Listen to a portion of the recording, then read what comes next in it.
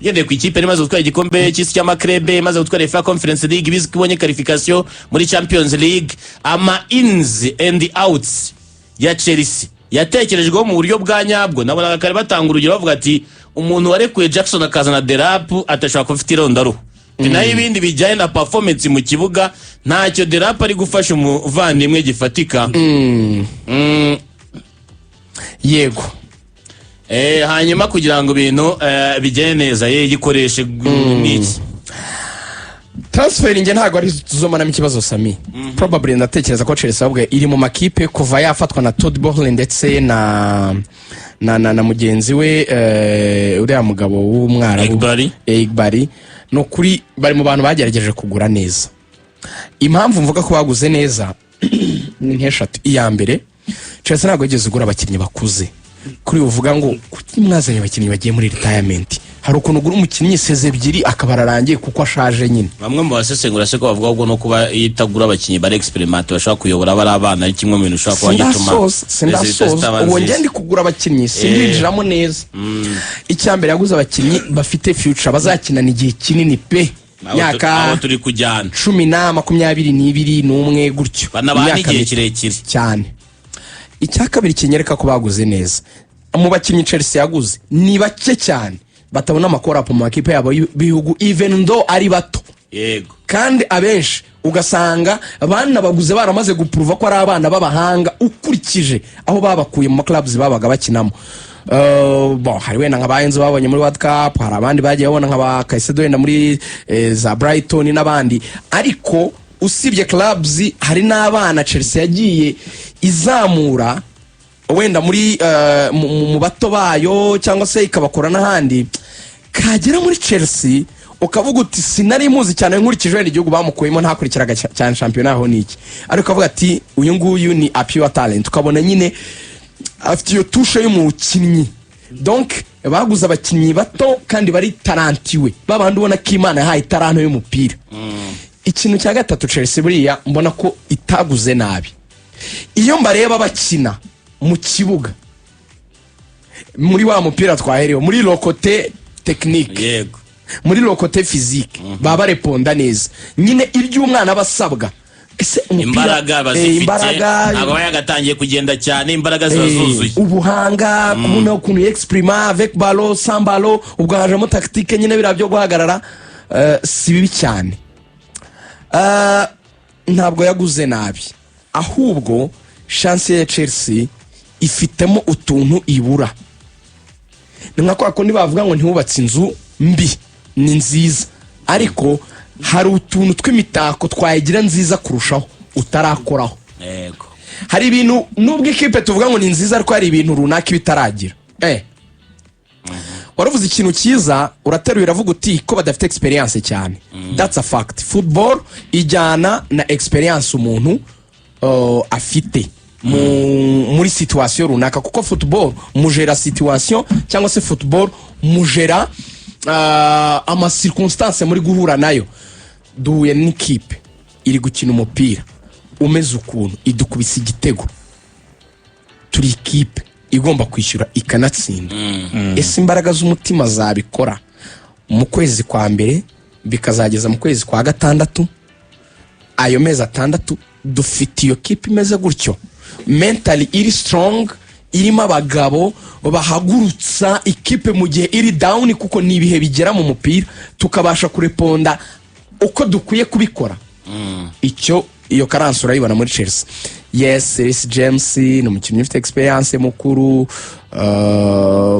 harimo n'abandi bake ariko the lack of leadership ubibona surtout mu makarto rouge babona, ubona mu buryo wa consistency bagira. Chelsea shaka gukora match itabaho ya Barca, Chelsea ikayirya 3-0, Chelsea shaka gukora match itabaho igatwara World Cup y'ama club yagushwanyagurije Paris Saint-Germain amaze abantu bose. Chelsea shaka kuzi kagera red card kanganya na Arsenal, grand rendez-vous wayireba ukavuga ati no, iyi ni ikipe ahubwo ya mbere ku isi rwose ukurikije ukuntu yagize nyine icyo bita proper display kuri match nini.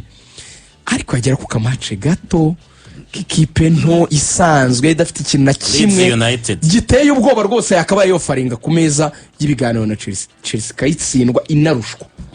iyo inconsistency ntabwo ari ubuswa bwabaye muri babakinnyi, kuko you can tell me ukuntu umuntu atsinda Barca 3 Paris Saint-Germain 3 akanganya na Arsenal yamaze abantu bose ariko agatsindwa nizo kandi nyinshi, burya byashyika imwe ikagutsinda.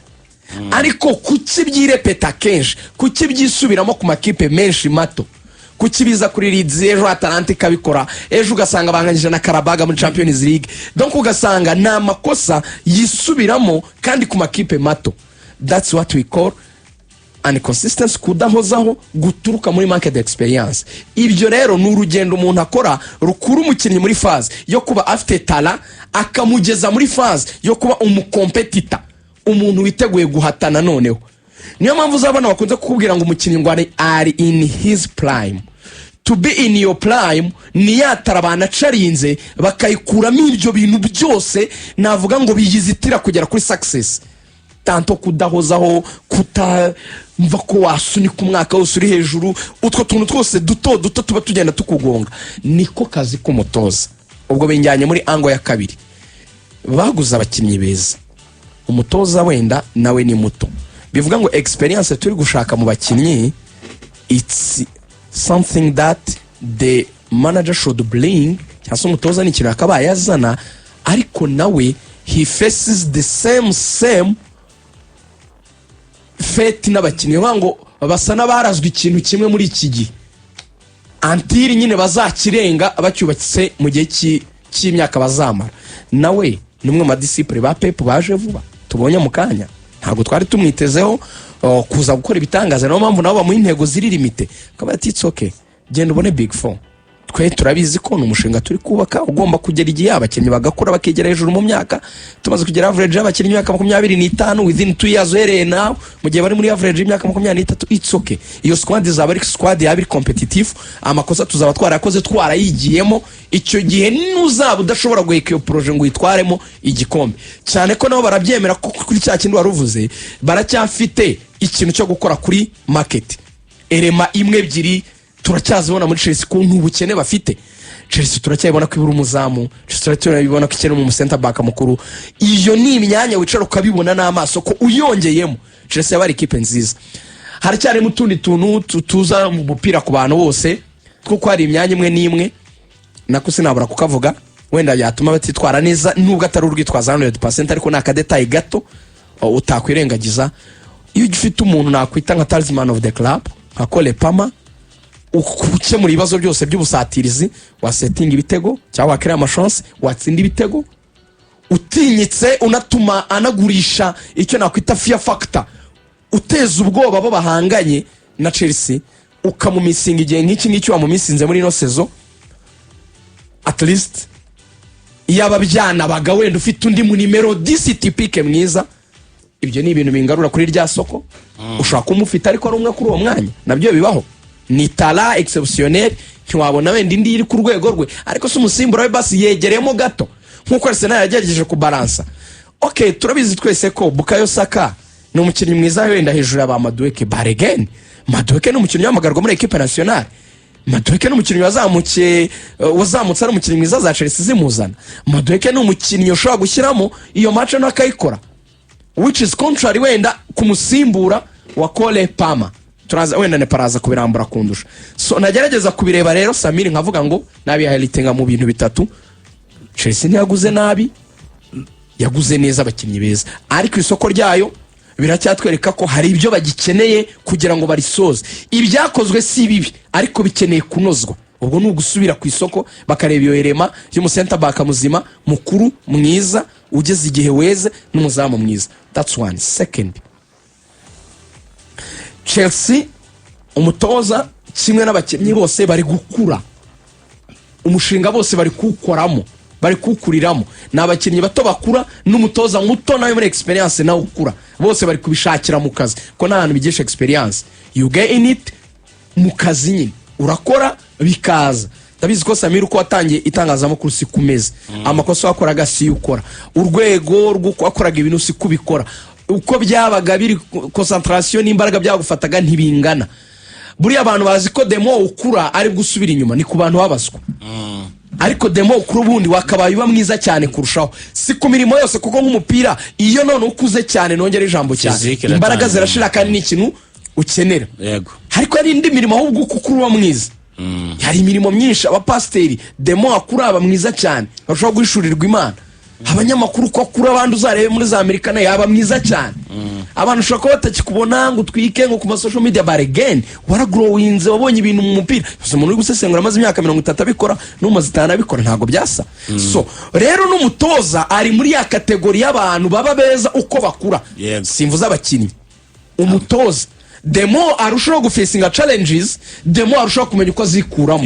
So icyo rero haracyakibura kuko avuye kongereza mu kanya yariyongereje muri Man City. So ngasoreza ku ngingo ya 3 rero, iyo process bisaba kuri uwo mushinga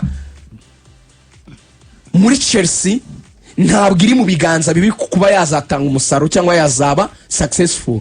Ni kwa kundi uri kudownloading ikintu ukabibona ko speed ya internet irekwemerera ko kiri buze kugukundira.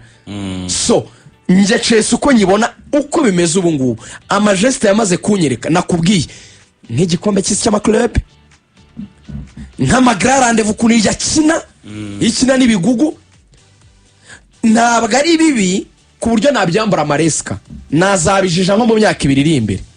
Sofa ni umushinga uri gukura bitari bibi, ugomba kwama amakosa nkuko n'indi yose bama amakosa kuzageza igihe umaze kugera ahantu hazima ukawatanga umusaruro.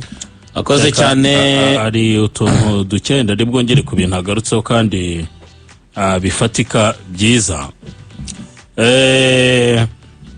Sorry, agarutse ku kintu cya projet irimo irakura. Yes, nibyo kuko iyo urebye resultat z'ikipe ya Chelsea abantu baranibaza ngo kuki kina match nini neza, umutoza wenda akaza akayitegura neza akayidoda akayirumya, match ntoya ikagira icya ikamunanira.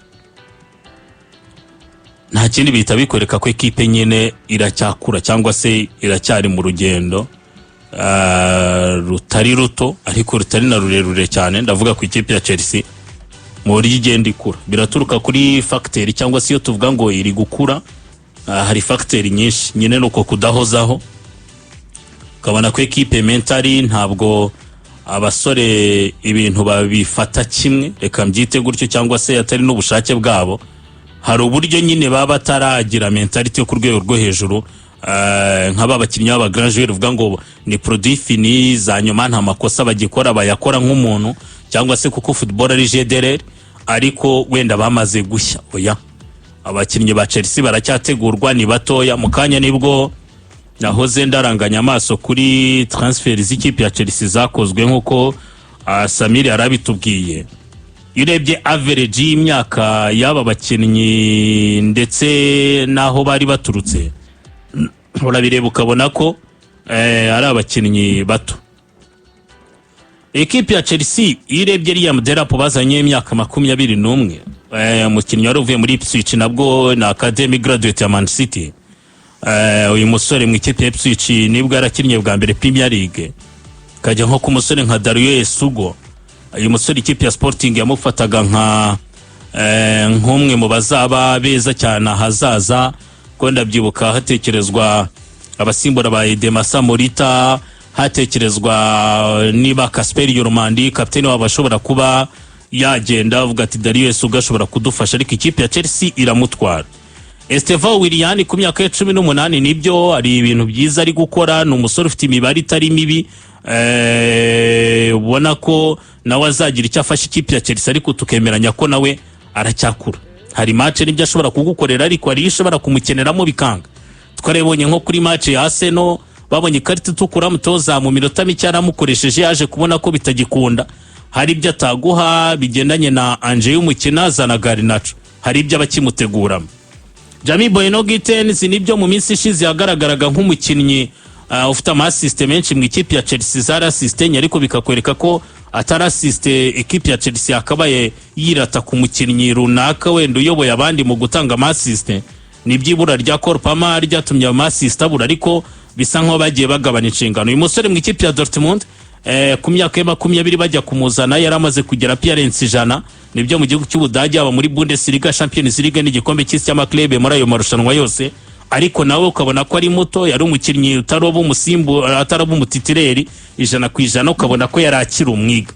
Joreri Hato DCM mu ikipe ya Ajax Nerema yari yitambuye kuko Ajax turabizi maze iminsi ibintu bya development byarazimiye, management ntabwo ihagaze neza mu miyoborere mu ikipe ya Ajax Amsterdam, ariko Chelsea ishobora kuba mubona ikavuga ati uyu musore ufite imosi cyaye uri Polivara ushobora gukina muri defense atwa, ushobora gukina nk'umu wing back nk'umu left back, ntacyo byatwara reka tumuzane.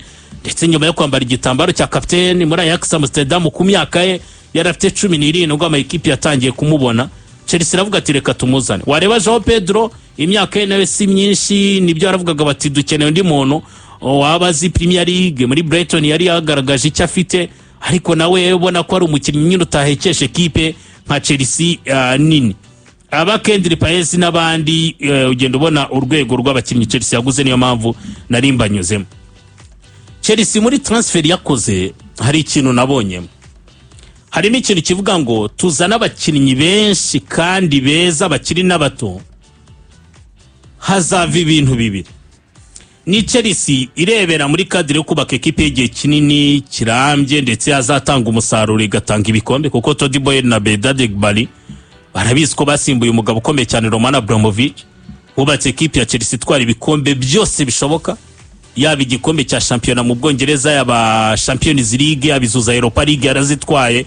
Ni ekipe yagezaho kubwa babagabo batodi banatwara conference, bituma Chelsea nta gikombe kibura itaratwara amagingaye. Ariko nawe barabizi ko gusimbura Roman Abramovich umufana akakwizera nuko waba utanga icyizere cyo gutwara ibikombe bikajya mu kabati nkuko byari bisanzwe. Abagabo rero kubaka ikiragano gishya barabizi ko bitoroha pe. Nono muri management yabo ba sporting director yabo ba technical director bari abantu bashya, nono bamwe muri bo na abantu batigeza muri aya ma equipe manini, babaga muri aya ma equipe tuzi ikintu cya development.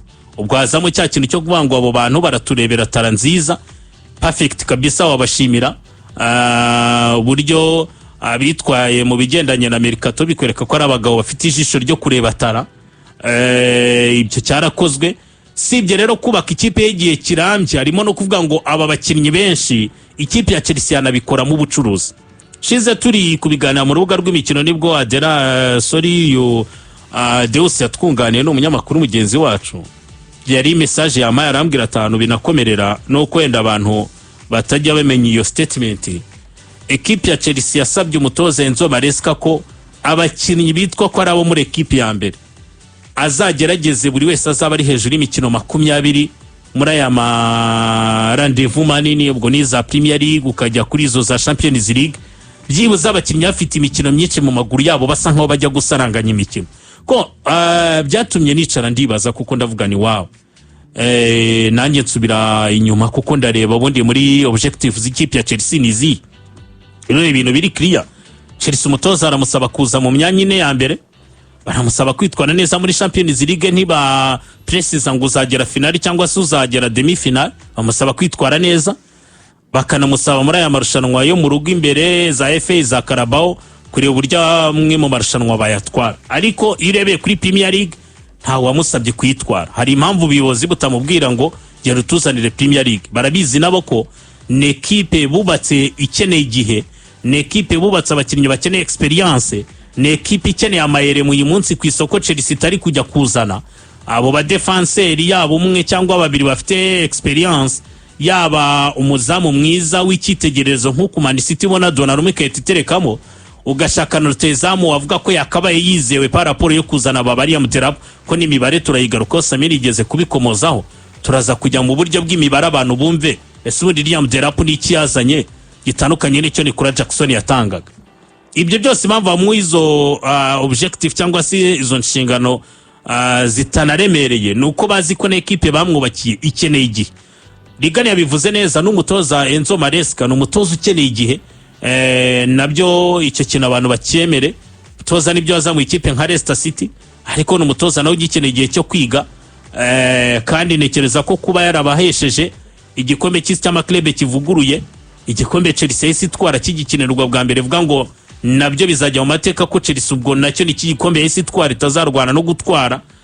Icyo nacyo cyabaye nk'ikimutiza imbaraga muri uru rugamba n'uru rugendo arimo muri Chelsea rutoroshye, bibi motivation kuri we, ikintu cyamushyigikira cyanatuma umufana agira icyizere cy'uko Enzo Maresca ejo n'ejo bundi ashobora kuba yababyarira umusaruro nawe akavamo umutoza mwiza.